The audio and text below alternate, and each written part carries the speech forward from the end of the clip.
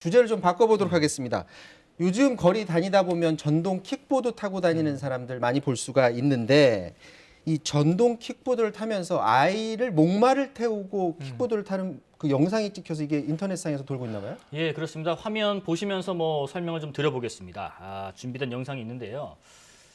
자, 지금 보시면 이 킥보드를 타고 단지 내에 들어가는 모습입니다. 한 남성이 전동 킥보드 타고 아파트 단지로 들어가는 모습인데요. 자세히 보시면 이 남성의 목마를 아이를 태우고 있습니다.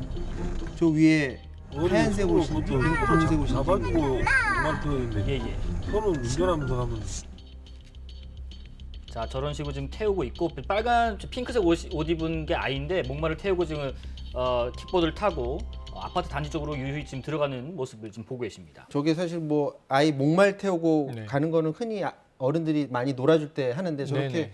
빨리 가는 전동 킥보드를 타고 저러면 약간 네. 위험할 수가 있는데요. 목마를 타고 뛰지도 못합니다. 보통의 아빠들은. 어떻게 저런 일을 합니까? 저는 깜짝 놀랐고요, 지금.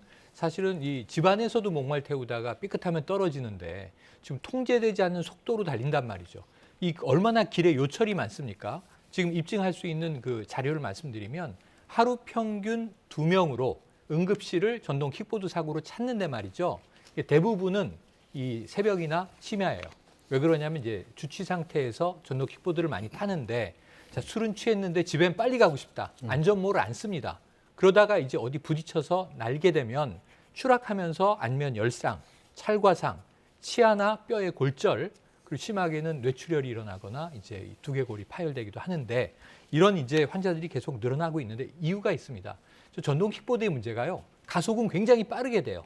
브레이크가 빨리 안 아니에요. 되는군요. 속도를 낼 때는 빠른데 말씀하신 대로 네. 급제동이 안 됩니다. 어. 급제동 걸면 그냥 넘어지거든요. 중심을 잃고. 그렇기 때문에 천천히 멈춰야 되는 단점이 있는데 그럼 이걸 타고 주치 상태에서 달린다 또는 다른 사람을 여기다 얹고 달린다 큰일 날 수 있습니다. 특히 이제 누군가를 내 어깨 위에 올렸다면 무게 중심도 위로 올라가 있기 때문에 맞습니다. 급제동시에는 더 높아지죠. 위험할 수가 있어요. 근데 시청자분들도 거리 돌아다니다가 전동 킥보드 위험하게 타는 사람들 많이들 봤을 것 같아요. 자, 다른 사례 잠깐 보고 오도록 하겠습니다.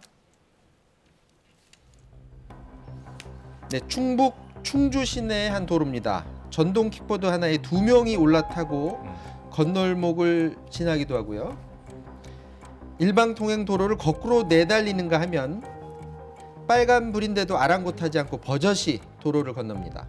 시민들은 이런 모습 보면서 불안을 호소합니다. 내가 이제 이렇게 가고 있는데 나는 이렇게 딱 보고 하는데 그 다른 쪽으로 보고 가셨나 봐. 부딪힐 뻔했어요.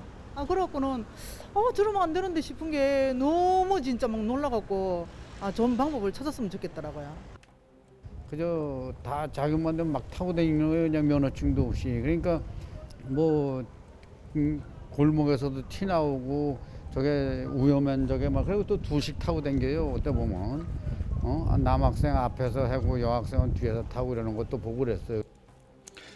일단 전동 킥보드라는 게 어떤 곳을 타고 다닐 수 있는 건가요? 그러니까 일반 도로, 인도, 뭐 자전거 도로 다 타고 다녀도 됩니까? 그런 데서 다 볼 수가 있는데. 일단 인도로는 못 가요. 이게 안 돼요? 예, 현재는 자전거로 분류돼서 원칙적으로는 자전거 전용 도로를 가야 돼요. 근데 만약에 길을 가다가 자전거 전용 도로가 없다. 그러면은 차도의 우측 제일 끝차로에 차선을 이용해서 통행이 가능합니다.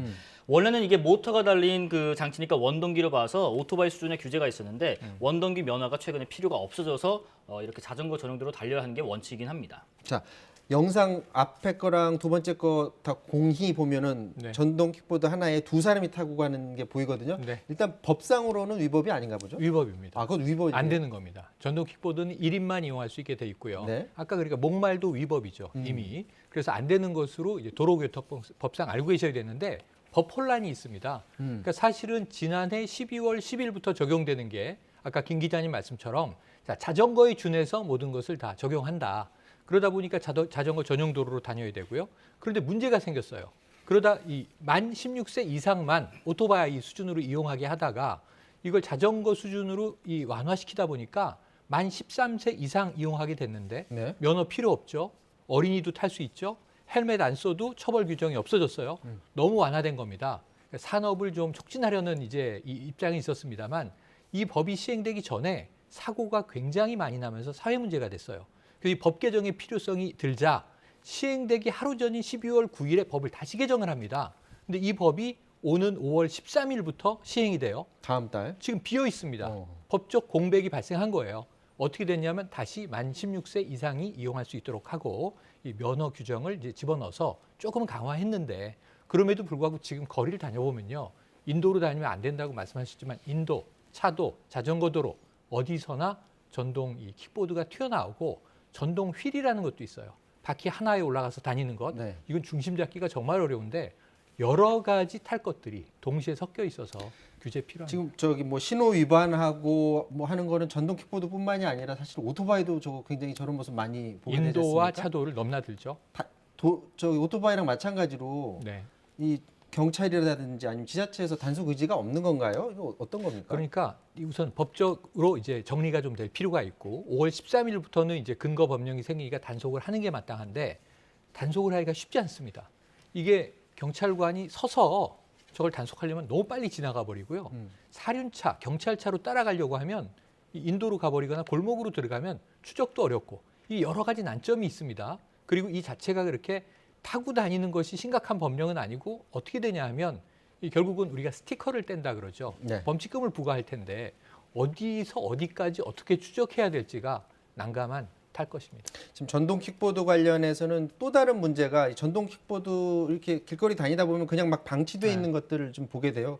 뭐 인도뿐만이 아니라 뭐 공원에서 운동하다 보면 공원 산책길 곳곳에도 막 버려져 있는데 이것 자체 버려진 것만도 문제가 아니라 이게 안전에도 좀 문제를 일으킬 수 있지 않을까요?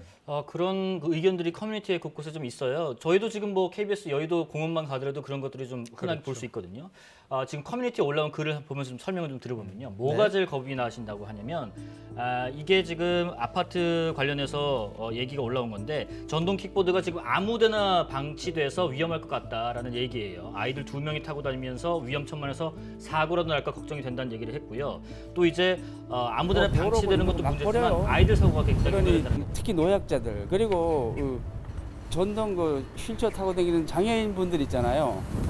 그분들이 굉장히 불편하게 생각하세요.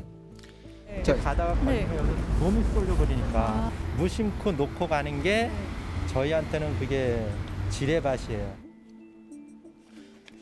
자, 이게 서울시 서울시 같은 경우에 봤더니 이 저렇게 막 아무데나 버려지는 그 전동 킥보드 이제는 다 견인 조치하겠다 그런 계획 가지고 뭐 네. 공청회도 하겠다라는 계획인데 네. 그러면 견인 조치하면 그 비용 다 물리겠다 이 얘기인가요? 네, 그렇죠. 그러니까 이게 내일 공청회를 한다는 건 의견들을 일단 모으는 거기 때문에 내일 확정되는 건 아니겠습니다만 다수 의견은 이런 게 있어요. 오토바이에 준해서 저게 아무데나 방치돼 있다면 견인할 수 있도록 법적 규정을 마련하고 그러면은 범칙금이 4만 원 붙습니다.